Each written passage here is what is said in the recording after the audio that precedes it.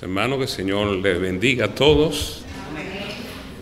Le damos gracias al Señor por este tiempo que ustedes nos han permitido estar entre ustedes. Nos hemos gozado, nos hemos reído bastante, hemos comido mucho, pero sobre todo hemos disfrutado mucho de la presencia de todos. Y gracias a Dios por este tiempo de conocernos personalmente. Algunos ya en algunos lugares nos habíamos conocido, pero gracias al Señor por este tiempo que hemos tenido aquí tan maravilloso. Yo quisiera que ustedes abran sus Biblias junto conmigo, el libro de los Hebreos, capítulo 12, verso 6. Esta noche estaremos viendo el concepto de lo que es la disciplina bíblica.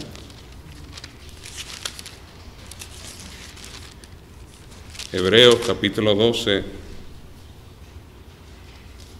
versículo 6, donde la palabra del Señor nos dice lo siguiente: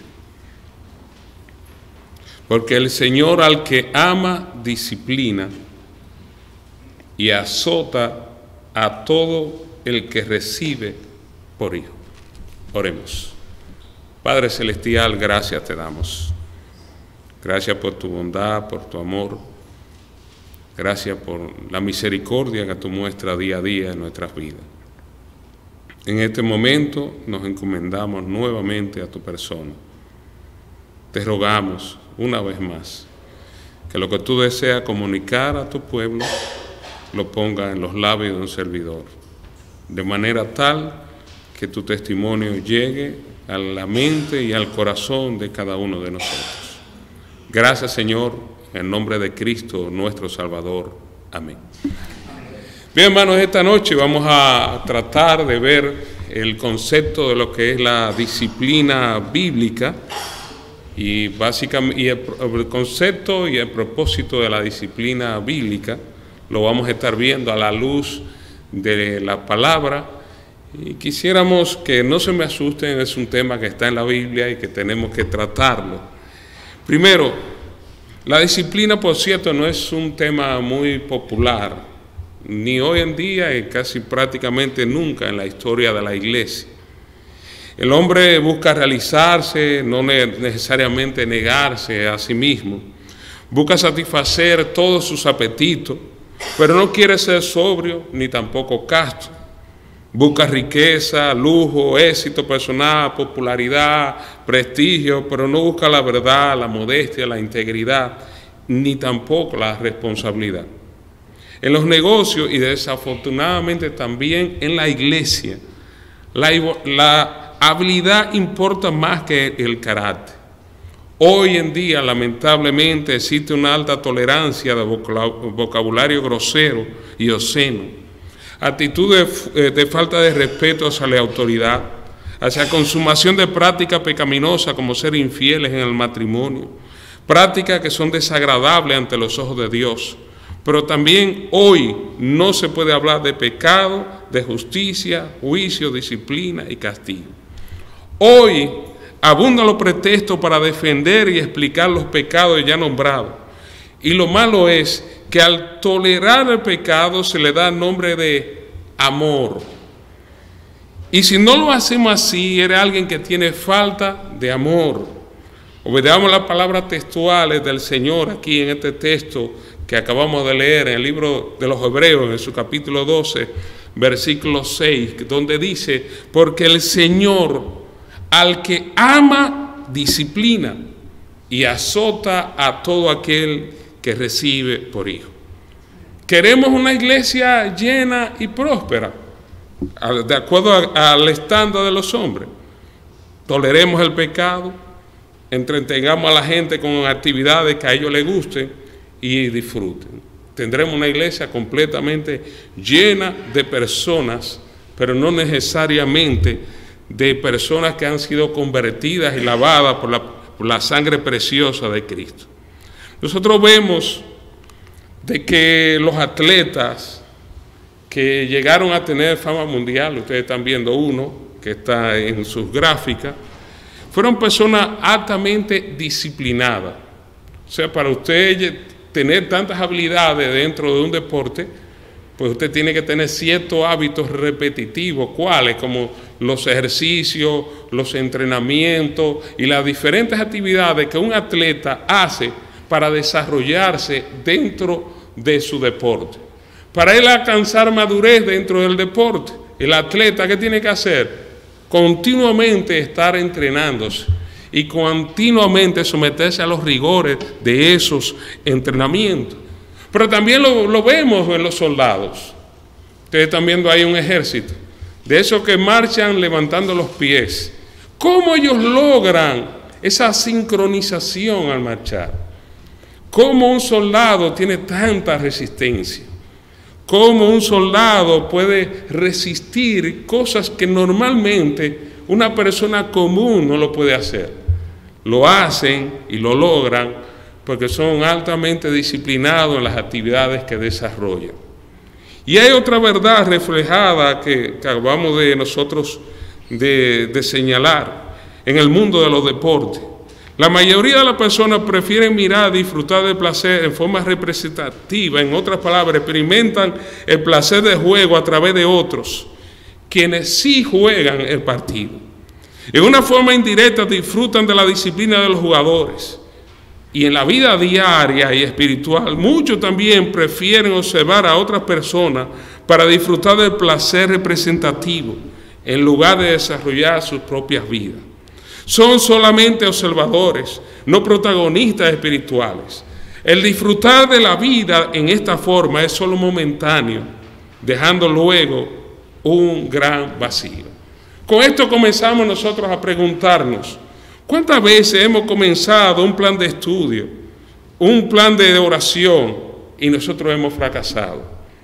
¿Cuántas veces vemos que otros crecen y lo disfrutamos mientras nosotros retrocedemos posiblemente en la fe? La respuesta, mi querido hermano, es simple. No somos disciplinados en las cosas espirituales. Pero viene contando esa introducción. Tenemos que preguntarnos, ¿qué es la disciplina? Hoy quisiéramos trabajar con el concepto de disciplina y cuál es el propósito que ella tiene en la vida nuestra como creyentes. Lo veremos en dos aspectos, el aspecto correctivo y también el aspecto preventivo que señala la Sagrada Escritura. ¿Qué es la disciplina? Bueno, nosotros podemos decir que la disciplina de por sí, cuando usted va a un diccionario común, se encuentra con varias definiciones.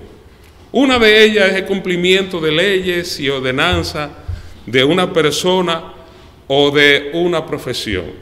Por ejemplo, a las asignaturas que nos dan en las escuelas le llamamos ¿qué? Disciplina. Está la disciplina de matemática, está la disciplina de química, está la disciplina de cualquier otra área del saber de la gente. También la disciplina es instrucción que se da con palabras y hechos para moldear, fortalecer y perfeccionar el carácter. La disciplina también es sujeción al mando y el desarrollo del hábito de la obediencia por medio de la enseñanza, de la instrucción, del entrenamiento y también de la censura. Nótense que el concepto de disciplina es un poco más amplio del que habitualmente nosotros utilizamos en el día a día. También, si nosotros vamos a la segunda carta que escribiera el apóstol Pablo, en su capítulo 3, versículo 16, un texto que posteriormente, en breve, estaremos hablando de algunos detalles importantes, nos señala algunos aspectos de lo que es la disciplina.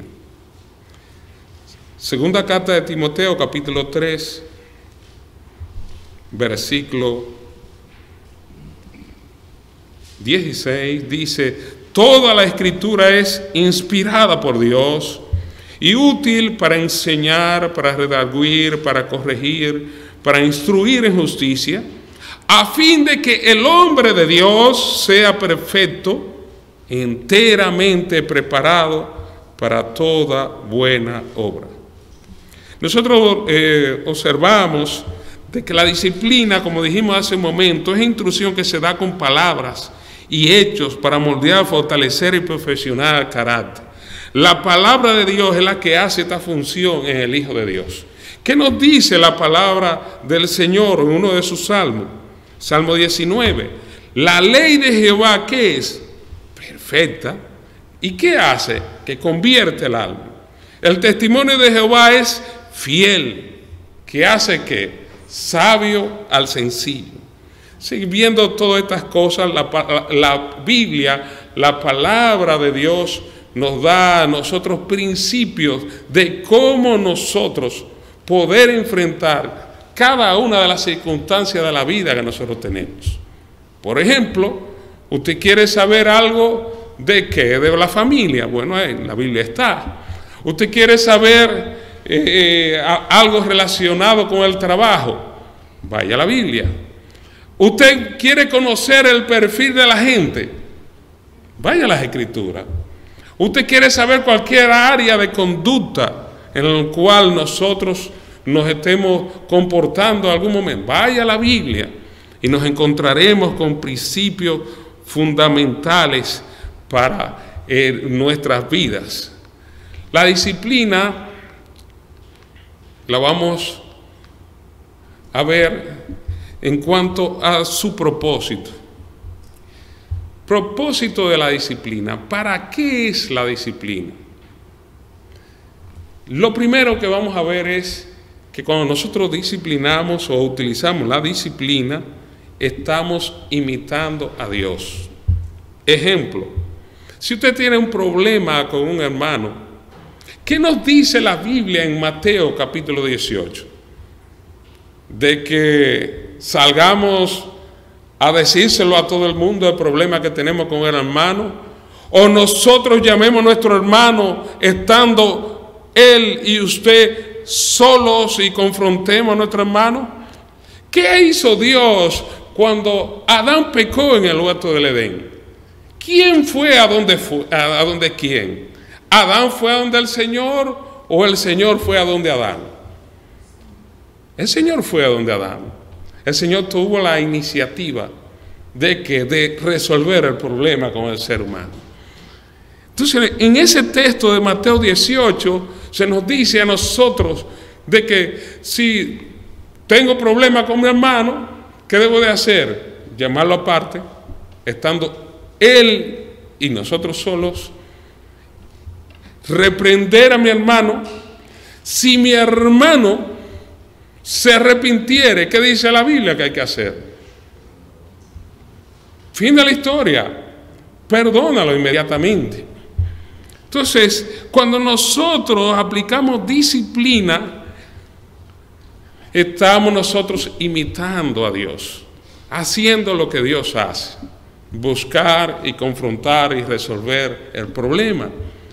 También la disciplina está en la Biblia. Hay muchos pasajes que nos hablan acerca de lo que es la disciplina. También es necesaria, pero también demuestra amor. ¿Qué leímos en Hebreos capítulo 12, en su versículo 6? El Señor al que ama, ¿qué le hace? Lo disciplina. Si tú a tu hijo no lo disciplinas, tú no lo quieres. Si tú no confrontas a los hermanos cuando tienen problemas, tampoco tú lo amas. Pero una muestra es señal de que nosotros amamos a nuestros hermanos, que amamos a nuestros hijos, que amamos a nuestros amigos, es cuando nosotros tenemos la oportunidad de confrontarlo con el propósito de que cambien de actitud. Demuestra amor, pero también la disciplina es para el bien de la iglesia. Y más adelante estaremos viendo muchas cosas en las cuales nos beneficia a nosotros como iglesia aplicar la disciplina dentro de ella, en sus dos contextos, en el contexto correctivo y en el contexto también preventivo que estaremos viendo más adelante. También es por el bien del disciplinado, es por su bien que pasa por un proceso de este tipo. Entonces vamos a ver ahora gráficamente el propósito de la disciplina. Aquí nos vamos a detener un poco y ustedes me van a ayudar. Mire, hace unos años atrás, en el año 2012, había un torneo de baloncesto aquí en el continente americano. Estaba jugando la República Dominicana y está jugando el Panamá. Faltaban 38 segundos. República Dominicana estaba ganando el juego por más de 20 puntos. ¿Quiénes saben un poco de baloncesto, los que están aquí? Ok. Si estamos ganando un juego por más de 20 puntos y faltan 38 segundos, ¿ustedes creen que el equipo contrario va a ganar? Si usted está jugando pelota o béisbol y está ganando 10-0 en el noveno inning con 2 outs y 2 extrales, ¿es fácil ganar? O si usted está jugando fútbol y está ganando 7-0 en el minuto 89, es como prácticamente una derrota humillante que se le está dando al otro. Bueno, pues República Dominicana estaba destrozando prácticamente el equipo de Panamá. Pero de repente, uno de los jugadores de República Dominicana, en vez de detener un poco la marcha del juego, siguió jugando con la misma intensidad. Brincó y cuando cayó, pasó eso que ustedes están viendo ahí. ¿Qué ustedes ven ahí? Vamos a ver. No, es a propósito que no se ve bien. ¿Qué ustedes ven? Un brazo.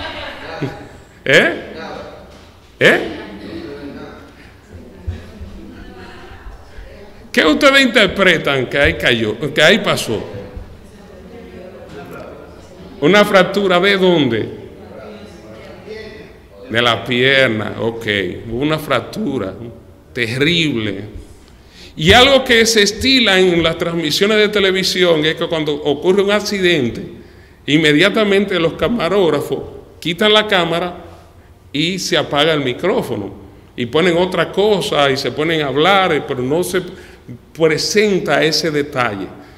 Pues a la televisora que estaba haciendo eso, yo creo que era la Fox aquí en los Estados Unidos, se le olvidó ese detalle. Y los gritos de dolor de ese joven se escuchaban en la cancha entera, y lo que estábamos viendo el juego, que sabíamos lo que había pasado, estábamos compungidos por el terrible accidente que ese muchacho tuvo. El dolor era inmenso y él lo expresaba con sus quejidos, con sus lamentos. Ese ay que daba era terrible. Nos retumbaban los oídos a nosotros al escuchar los gritos de dolor de él. Pero de repente, miren lo que pasó. Vino un paramédico. ¿Y qué ustedes creen que hizo el paramédico? El paramédico, todos estábamos escuchando lo que estaba pasando, aplicó la idea de inmovilizarlo. Inmovilizar a un muchacho o a alguien que tiene una fractura implica volverlo a poner los huesos como estaban. Si el muchacho había gritado por el dolor tan terrible que tenía, en ese momento el dolor fue mucho más intenso todavía que el que tenía antes. El paramédico, ¿qué fue lo que hizo? Aplicó dolor sobre el dolor para quitar el dolor. Eso es disciplina. Tomar la palabra de Dios que duele y aplicarla en la vida del creyente. Le pregunté a varios médicos, ¿qué hubiese pasado si ese muchacho no era asistido por ese paramédico? Porque viéndolo bien, el paramédico era como cruel. Él no amaba al muchacho, porque con ese dolor tan terrible que tenía él, venir e inmovilizarlo así, ¡prac!, y poner los huesos como estaban. Entonces él era una persona sanguinaria, no le interesaba la vida a ese muchacho. Si no hubiera hecho eso, me dicen algunos médicos que conocemos, uno de ellos cirujano, de que si él intentaba caminar después de ahí, las estillas de los huesos le iban a atravesar la carne y posteriormente ya ustedes saben lo que eso hubiera ocurrido. Pero también le hubiese dado gangrena si no se atiende.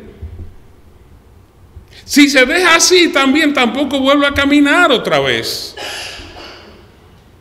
Entonces mi pregunta es, en una escena como esa, ¿era necesaria la intervención de ese paramédico?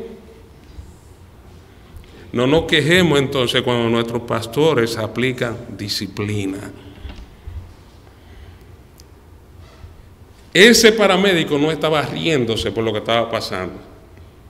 De seguro estaba dolido escuchando los gritos de dolor de ese muchacho.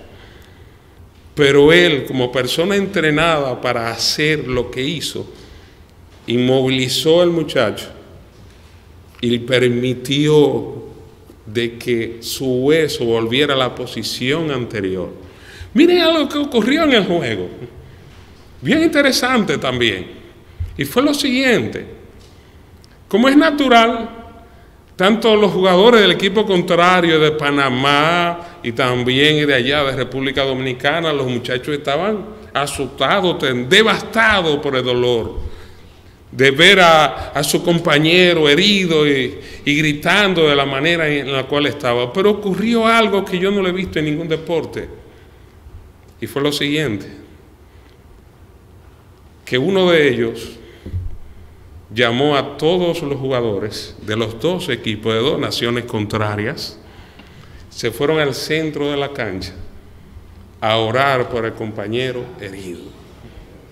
¿No se parece eso a lo que debe ocurrir en una iglesia? Mi hermano está en una situación pecaminosa terrible, vienen los pastores, aplican dolor sobre dolor. No es muy gustoso pasar por ese proceso, pero hay que hacerlo. Si no lo hace, perdemos a nuestro hermano.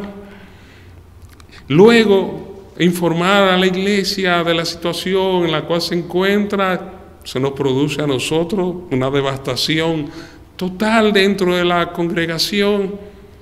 Nuestro deber como iglesia es ir al centro de la iglesia, al centro de todo, que es nuestro Señor, interceder por nuestro hermano que está devastado por la situación en la cual se encuentra. Y miren lo que pasó una semana después.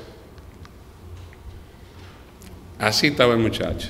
Estaba en su cama todavía, pero ya la situación era otra. Ya estaba más contento.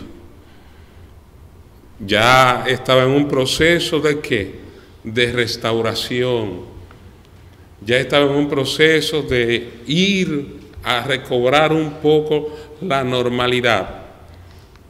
Y posteriormente, bueno, ahí está al lado derecho mi hijo, 6 años atrás, sí, más o menos así debía estar.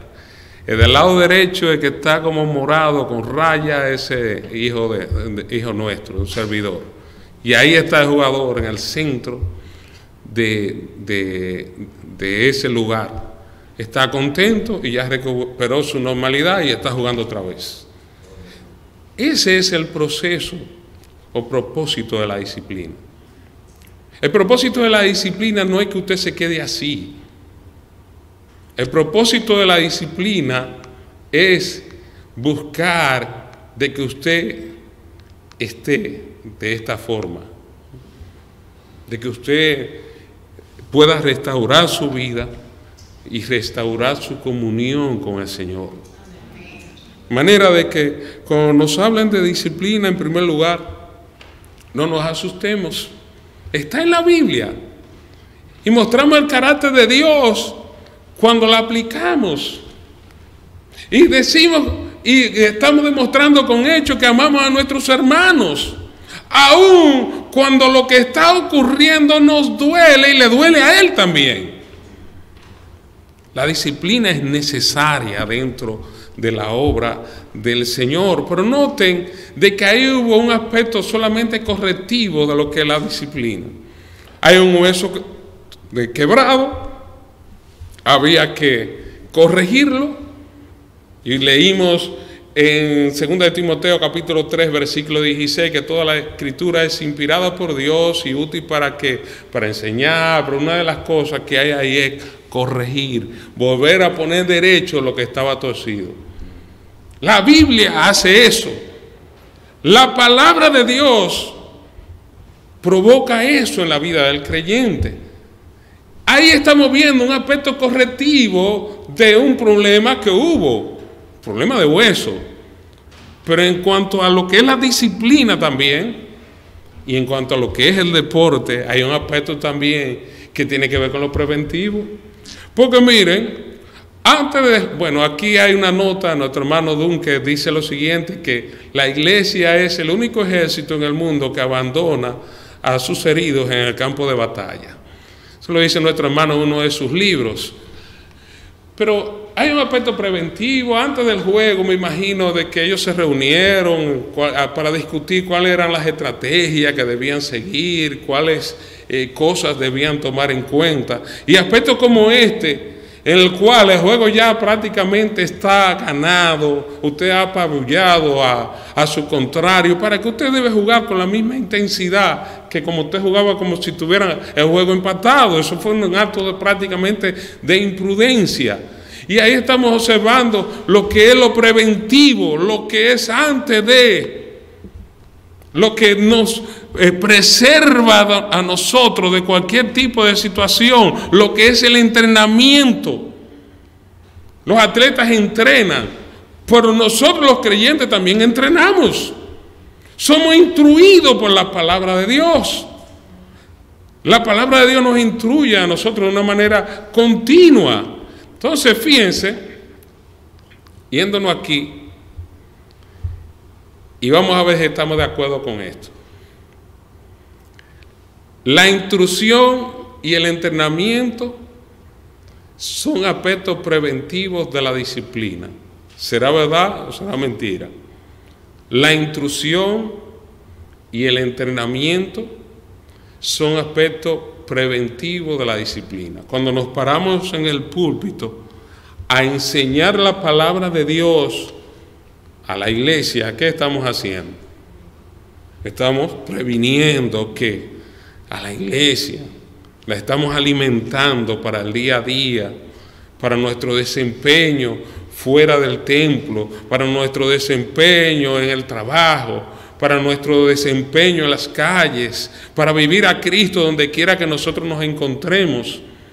Eso es un aspecto preventivo de lo que es la disciplina. Estamos disciplinando cuando hablamos desde aquí. La disciplina no es tomar un garrote y darle con él a alguien. La disciplina tiene un componente también preventivo. Por eso ustedes notan de que ya en aspectos donde se ha aplicado disciplina a alguien, como la primera carta de Timoteo en su capítulo 5, hablando de la reprensión de los ancianos. ¿Qué dice la palabra? Busquémoslo allá. Primera de Timoteo,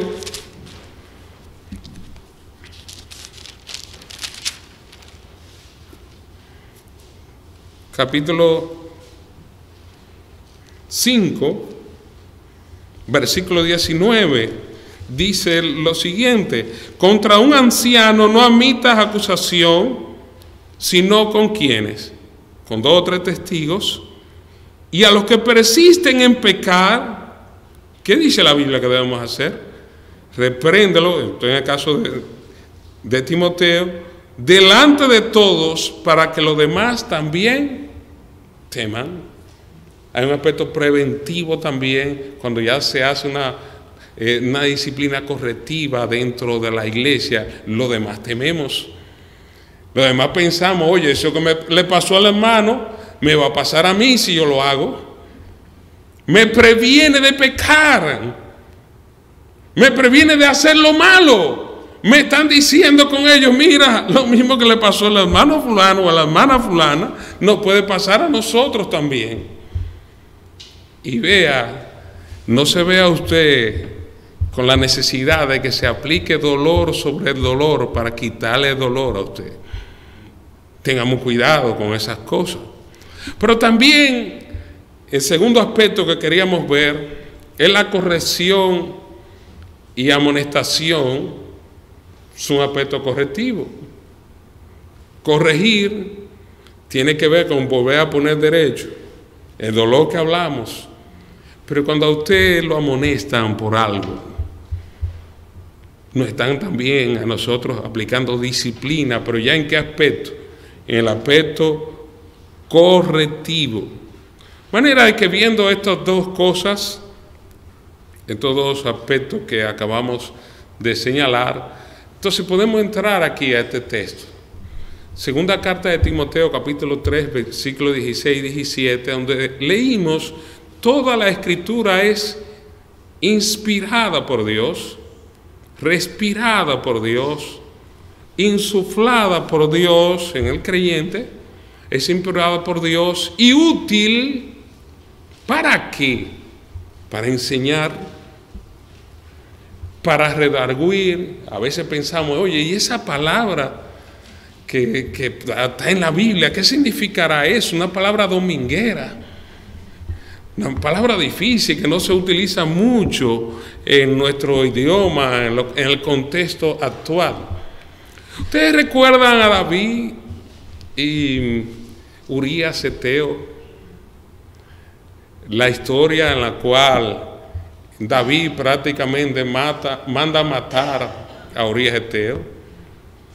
¿Ustedes recuerdan lo que dijo, lo que hizo el Natán cuando se acercó a David y le hizo una historia de aquel hombre que tenía una única oveja, y vino otro y se la quitó, y vino David inmediatamente y dijo, no, ese hombre es reo de muerte. ¿Y qué hizo Natán? ¿Qué le dijo Natán? Ese hombre, ¿quién es? Tú. Redarguir es mostrarnos un espejo. ¿Quiénes somos nosotros? Natán hizo eso con David. Le hizo ver a él la condición en la cual él se encontraba.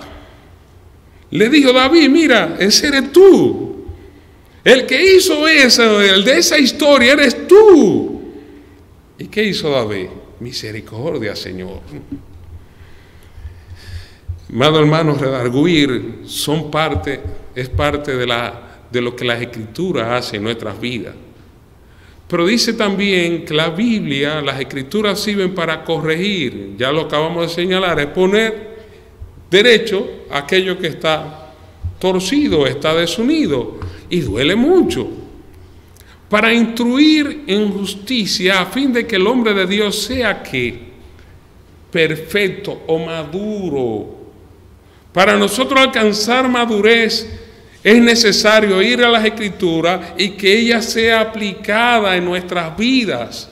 A medida que la palabra de Dios es aplicada en nuestras vidas, entonces nosotros vamos madurando, vamos creciendo, vamos desarrollándonos, vámonos perfeccionando, así como lo hacen los atletas, así como lo hacen los soldados en los ejércitos, con los ejercicios que ellos hacen.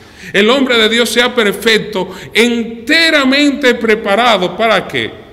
Para toda buena obra.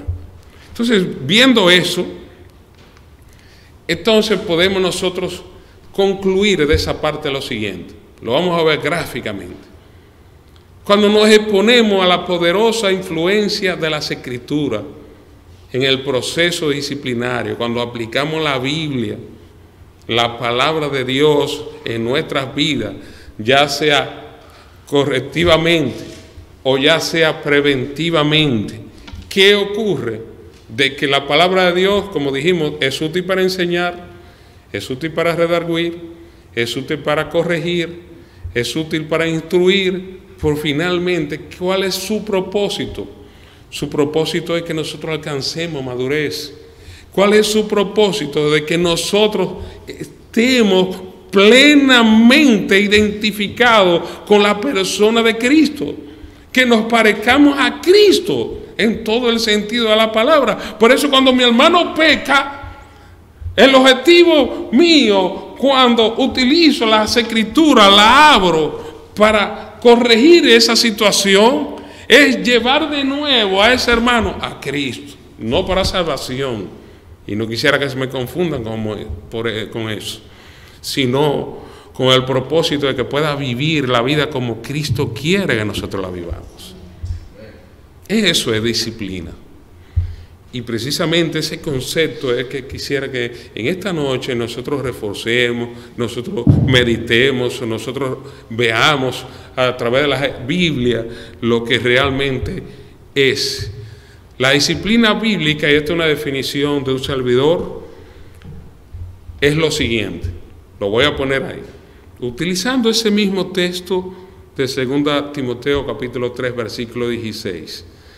Es la aplicación continua de la poderosa influencia de la palabra de Dios en la vida del creyente, con el fin de librarlo del pecado, moldear, fortalecer y perfeccionar su carácter, con el fin de que modele la imagen perfecta de Cristo en su vida. Eso es disciplina. La disciplina no es para destruirnos. La disciplina no es para que nosotros pasemos un más rato. La disciplina es para que nosotros volvamos a Cristo y vivamos su vida tal y como Él la quiere. Así que, viendo ese concepto, nosotros podemos continuar con el desarrollo de todo esto. Resumiendo, los mismos banquitos del domingo, otra vez. Disciplina cuando la aplicamos preventivamente. Enseñamos, instruimos, conseguimos con ellos un hombre maduro. Cuando corregimos, aplicamos la disciplina en su fase correctiva, redarguimos, como lo hizo Natán, y corregimos. ¿Y qué conseguimos? Un hombre restaurado.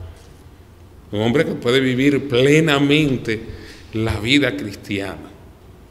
Ese es el concepto que quisiéramos nosotros ver en nuestras vidas, de que si pecamos, pues lleguemos ahí, seamos hombres restaurados.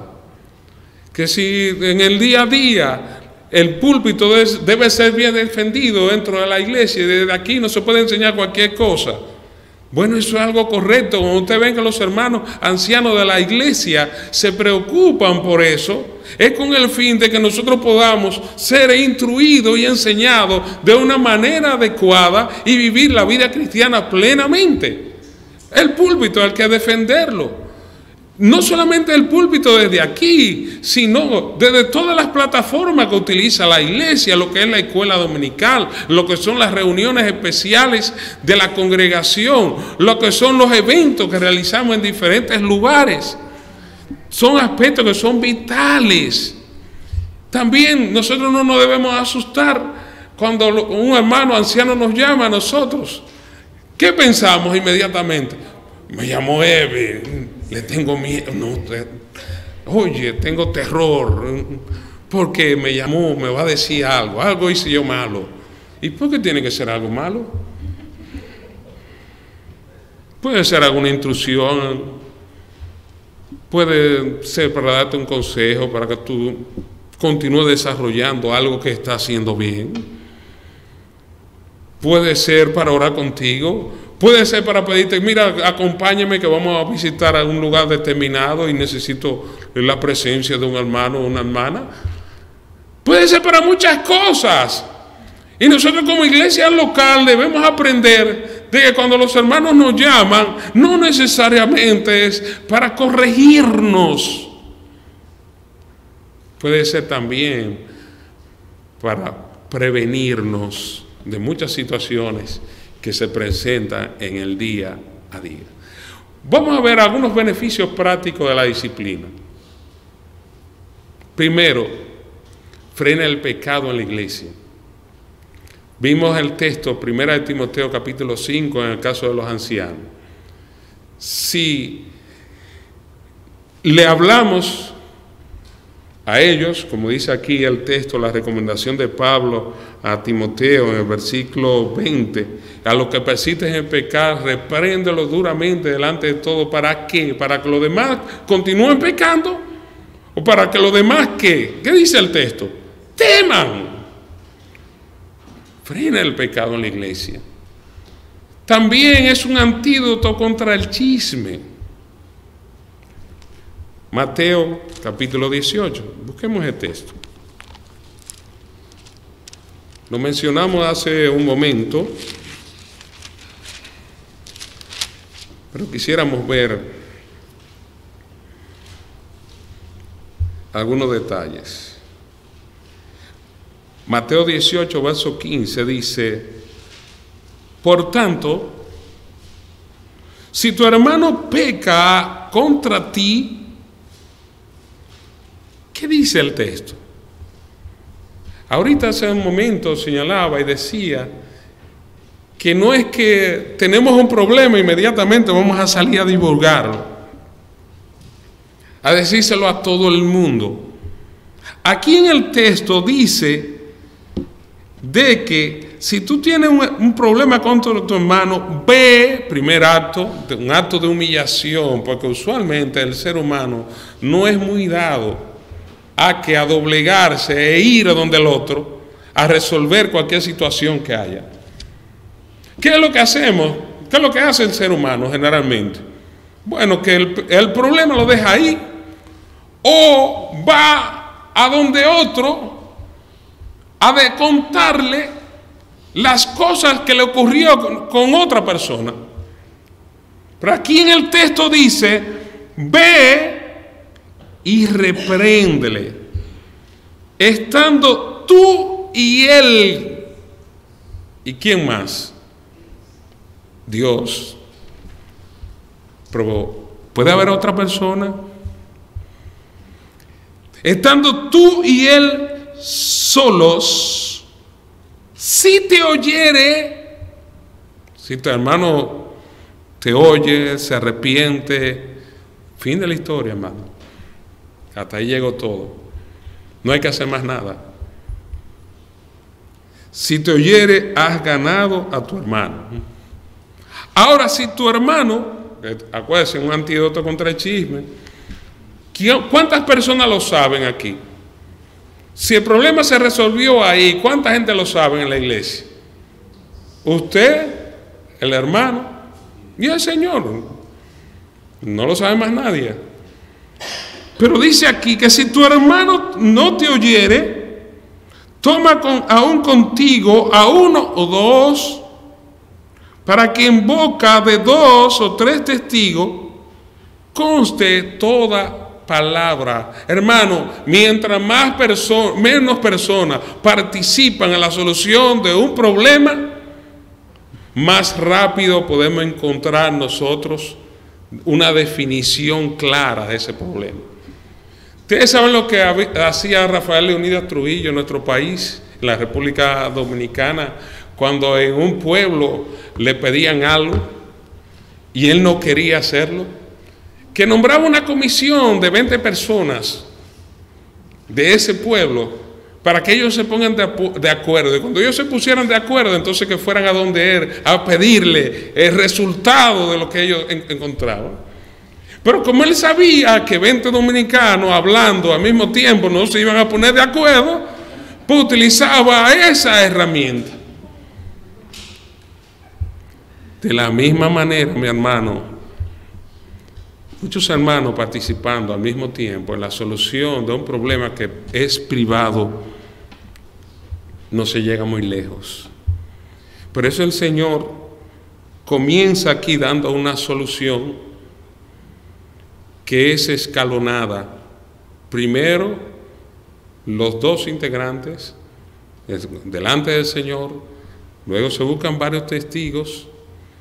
Si el hermano tampoco oyere, dice el texto, versículo 17, y no lo oyera a ellos, dilo a la iglesia, y si no oyera a la iglesia, ¿qué dice la palabra? Tenlo por quién, gentil y publicano. Estamos hablando de un contexto judío. Un gentil era todo aquel que no era judío. Un publicano era la peor persona que podía haber en aquel entonces. Entonces, lo que el texto está diciendo, trátalo como si nunca hubiera conocido al Señor. De la misma manera, nosotros en la iglesia, si aplicamos disciplina, en la cual buscamos más que nada la restauración del hermano, debemos ir dando los pasos escalonadamente, tal y como el Señor lo plantea aquí y en otros pasajes de las Escrituras que obviamente no estaremos viendo en esta noche. Pero al final de cuentas lo que el Señor quiere es lo mejor. También combate plagas.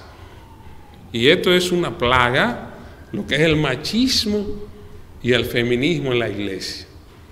Ni el machismo procede de Dios, ni el feminismo tampoco. Ninguna de las dos áreas que hoy en día están tan de moda, están planteadas en las Escrituras. ¿Quién le ha dicho a usted que porque yo sea hombre yo tengo que hacer lo que yo quiera? Y no es régimen en el hogar, sino es lo que a mí se me ocurra. O porque hoy en día las mujeres digan, no, hoy yo tengo que hacer lo que yo quiera, yo no obedezco a hombres, yo hago lo que yo quiera. Ni una ni la otra proceden de Dios. Y si nosotros intentamos utilizar esos procedimientos dentro del matrimonio, entonces nosotros estamos atentando contra lo que Dios instituyó. El matrimonio no es yo buscar mis derechos. En el matrimonio yo vivo para la gloria de Dios y el bienestar de quien está delante mío. No se trata de mí, se trata del otro. El feminismo dice, en el caso de la mujer, no, se trata de mí. Y en el caso del hombre, no, se trata de mí. Por eso es machista y por eso también es feminista, pero ninguno de los dos proceden de Dios.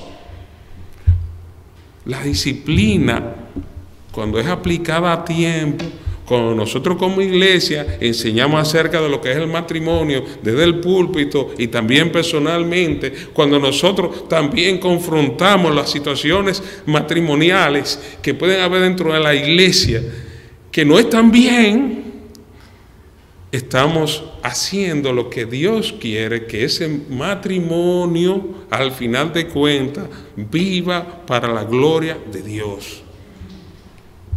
El tema de la disciplina es bastante amplio y se aplica en diferentes áreas de la vida cristiana. ¿Qué otras cosas nos encontramos nosotros como beneficio cuando aplicamos disciplina? De que extirpa la raíz de amargura y promueve el perdón entre los hermanos. El mismo texto de Hebreos, su capítulo 12,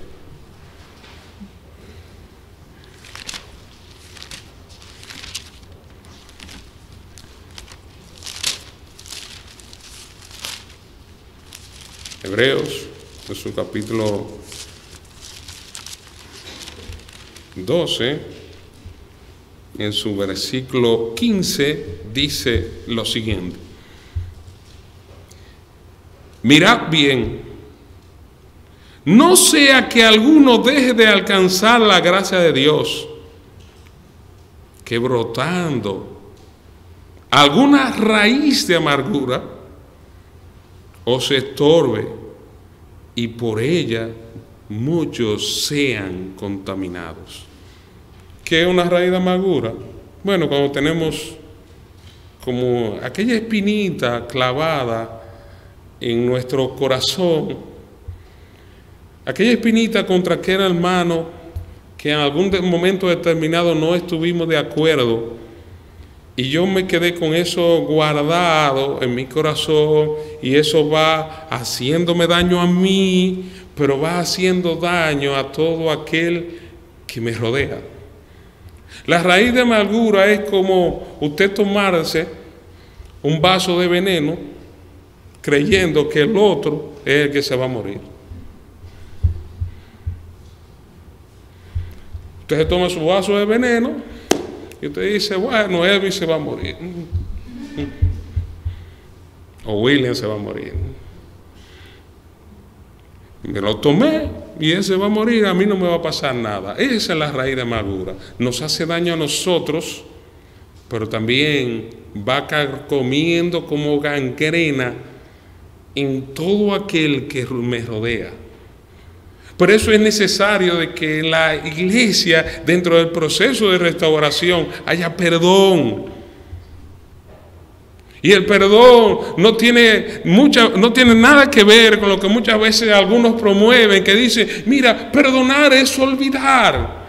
Hermano, eso es mentira. A nosotros no nos da un ataque de amnesia cuando nosotros perdonamos. El cerebro tiene almacenado ahí esa información. Pero el perdón sí tiene que ver que cuando llega esa información a mi cerebro y es procesada, no me hace daño. Estoy tranquilo, estoy sereno. ¿Por qué? Porque a pesar de que me acordé de eso que me pasó, estoy tranquilo, no guardo nada, no guardo ningún rencor, no tengo raíz de amargura. La iglesia, los miembros de la iglesia, deben ser confrontados. ¿Para qué? Para perdonar. Los esposos deben perdonarse. Los hermanos deben perdonarse. Debemos perdonar a aquellos que nos ofenden. No, ¿qué dice el Padre Nuestro? Es muy fácil orar y recitar el Padre Nuestro.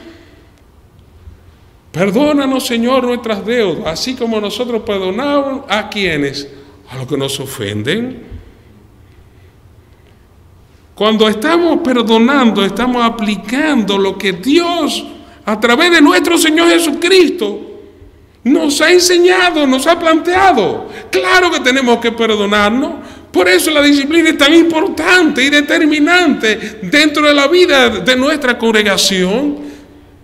Tenemos que perdonarnos así como el Señor nos perdonó a nosotros. Vea, a usted y a mí, que no servíamos para nada, que íbamos rumbo para el infierno, y que por la gracia de Dios, por su misericordia, hoy gozamos de eterna salvación. ¿Qué hace también la disciplina? Corrige la conducta perversa como el enojo, la gritería y el maldecir. Miren cómo eran los hermanos de Corintio. Primera carta a los Corintios, capítulo 6.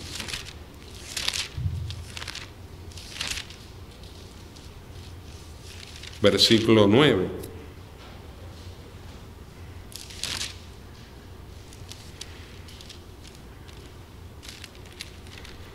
Así eran ellos. ¿No sabéis que los que injustos no heredarán el reino de Dios? No erréis, ni los fornicarios, una palabra que habla del desenfreno en el orden sexual e incluye lo que es la pornografía, que tanto daño está haciendo en el tiempo actual y que es un tema muy fuerte en el día de hoy. Los fornicarios, ni los idólatras, ni los adúlteros, ni los afeminados, ni los que se echan con varones, ni los ladrones, ni los avaros, ni los borrachos, ni los maldicientes, ni los estafadores, ¿qué dice ahí? Heredarán el reino de Dios. Verso 11. ¿Qué dice de los corintios, de esos hermanos? Y esto erais algunos, mas ya habéis sido ¿qué? Lavados, ya habéis sido santificados, ya habéis sido justificados en el nombre del Señor Jesús y por el Espíritu de nuestro Dios. La disciplina, cuando es bien aplicada, cuando aplicamos bien la palabra de Dios en la vida del creyente, todos esos pecados pasados son erradicados. Podemos enfrentarlo, podemos continuar hacia adelante dentro de la obra de Dios, pero también cuando hay disciplina fortalece la relación líder-miembro. Y en Hebreos capítulo 13, versículo 17, volvemos otra vez allá, se nos dice lo siguiente: 13:17 dice: obedeced a vuestros pastores y sujetaos a ellos, porque ellos velan por vuestras almas, como quienes han de dar cuenta, para que lo hagan con alegría y no quejándose, porque esto no os es provechoso. Por supuesto, hermano, cuando tenemos la oportunidad de conversar, de tratar temas en nuestra vida diaria, nosotros como ancianos, los demás hermanos como miembros de la iglesia, y tenemos la oportunidad de trabajar en estas áreas, la relación miembro y los ancianos de la iglesia va creciendo y se va desarrollando.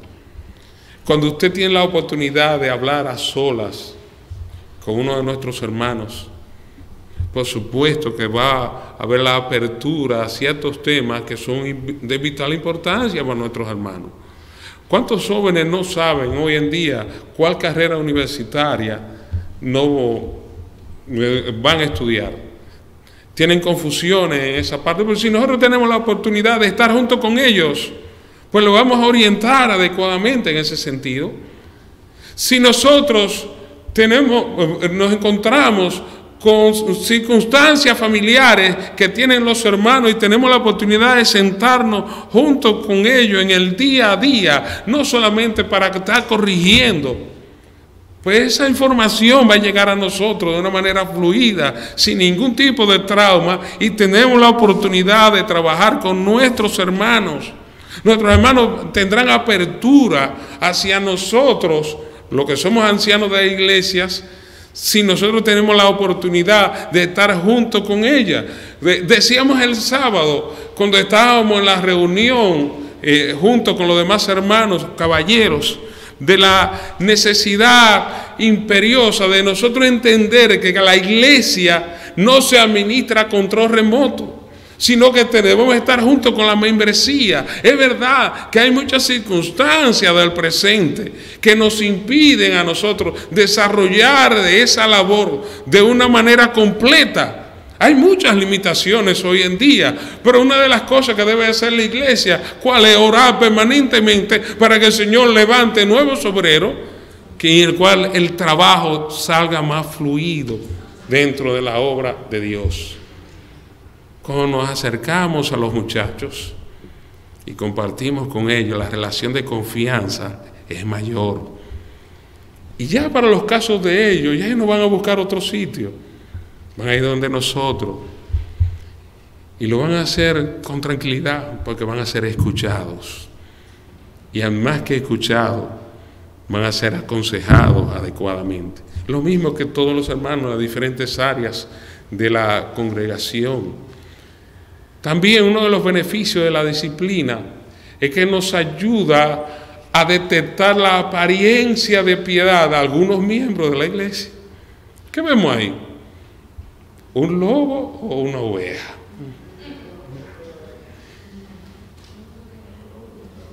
Vemos un lobo con piel de oveja. En la iglesia muchas veces se llena de lobos con piel de oveja. Pero cuando nosotros nos acercamos a nuestros hermanos, podemos detectar en ellos algunas conductas que no son propias de una oveja.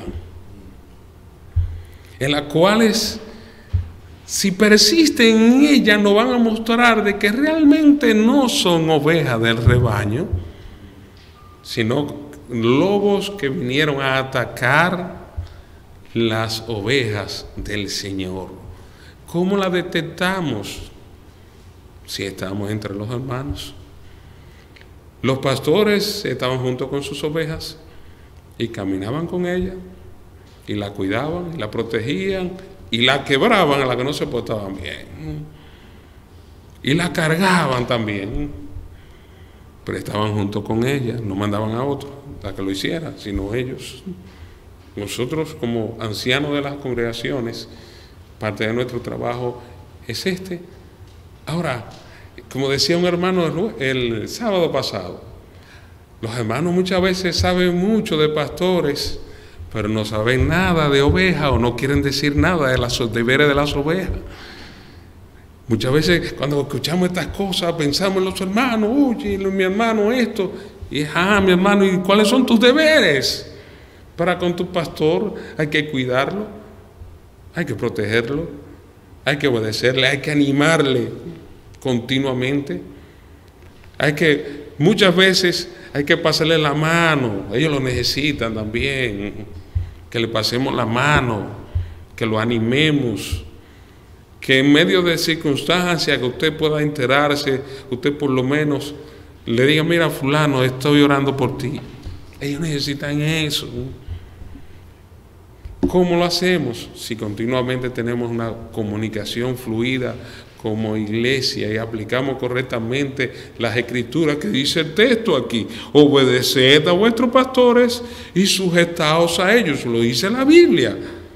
Porque ellos velan por vuestras almas, ese es su trabajo, como quienes han de dar cuenta, para que lo hagan con alegría y no quejándose, porque esto no es provechoso. Promueve una vida de santidad y de piedad entre los hermanos. Cuando todos andamos como debe de ser, cuando nosotros tenemos la oportunidad de vivir de acuerdo a los estándares de Dios y de acuerdo a los estándares que el Señor nos plantea, vamos a vivir una vida de devoción a Dios, no solamente personal, sino colectiva. Y por esa razón debemos nosotros todos amar las Escrituras. Bueno, ya eso lo dijimos. Bueno, ya esto es otro punto, que eso yo lo hablo con los pastores de aquí. Y son aspectos que son muy útiles y importantes para nuestras vidas. Hermanos, en esta noche queríamos transmitir el concepto de lo que es la disciplina bíblica. Queríamos transmitir el propósito de la disciplina. No es para solamente ver el aspecto correctivo, sino que hay un aspecto preventivo en ello. También ver nosotros como miembros de la iglesia los beneficios que trae, tanto a ti como miembro, como en pleno colectivo de la congregación. De manera que, hermanos, está en nosotros la gran responsabilidad de continuar hacia adelante, de orar plenamente por nuestros hermanos que ejercen el ancianato dentro de la iglesia, de orar por nuevos obreros que se levanten también, de tú ser una oveja obediente, sujeta a nuestros hermanos que ejercen el ancianato dentro de la congregación, de tú continuamente animarle en su trabajo, de tú continuamente presentarlo, como dije hace un momento, ante la presencia de Dios, para que sus vidas sean útiles y para que continúen siendo de bendición dentro de la obra de Dios. Así que, hermanos, quisimos esta noche compartir con ustedes un pequeño resumen de lo que es la disciplina bíblica. Vamos a orar dándole gracias al Señor por esto, y ya quizás en otras oportunidades que tengamos la oportunidad de, valga la redundancia, de compartir, entramos en muchos de los detalles que uno puede ver un tema tan amplio y maravilloso como es este de la disciplina bíblica. Oremos. Padre amado, Padre eterno, gracias te damos en esta noche.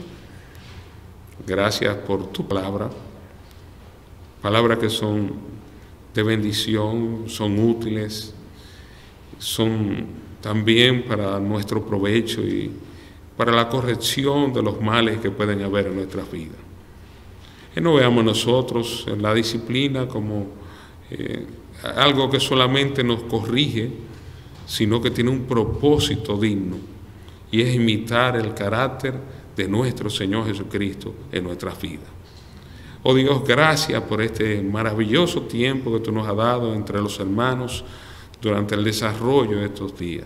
Bendice esta iglesia, bendice a todos y cada uno de sus miembros, a sus ancianos, para que tu Señor haga tu obra y tu voluntad en medio de ellos y ante tantas personas que no conocen de ti, pero que desde este lugar puede ser una tribuna abierta para que tanto Providence como todas las ciudades cercanas puedan conocer de ti. Gracias, Señor, por todo. Muchas gracias en nombre de Cristo. Amén.